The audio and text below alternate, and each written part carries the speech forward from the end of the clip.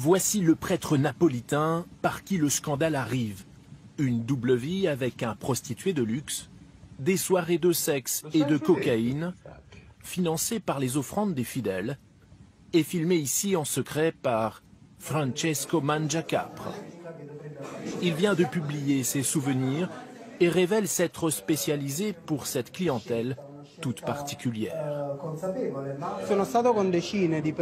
J'ai eu des rapports sexuels avec des dizaines de prêtres.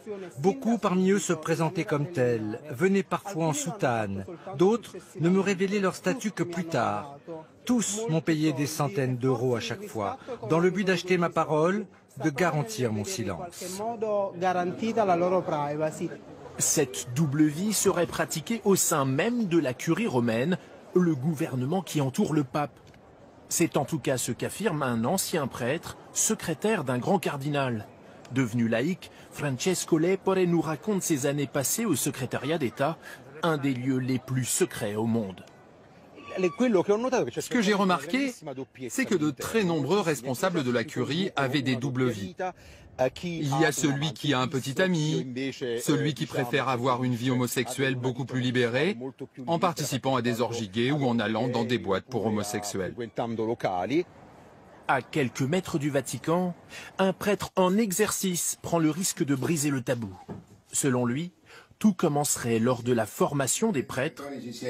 Il ironise sur ce col blanc pourtant symbole de vœux de chasteté.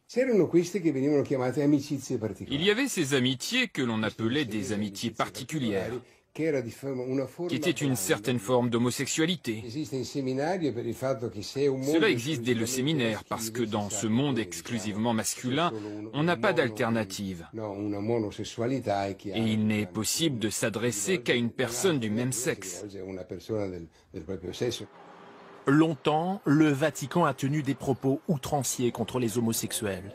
À l'image de l'ancien numéro 2 de l'Église catholique, le cardinal Bertone, qui liait homosexualité et pédophilie. Une vision des choses à laquelle n'adhère pas le pape François.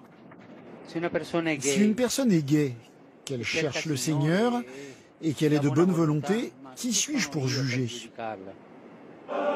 La vie cachée des prêtres ne concerne pas que l'homosexualité. Les cas de religieux qui vivent en couple avec des femmes ou qui ont des enfants sont également nombreux.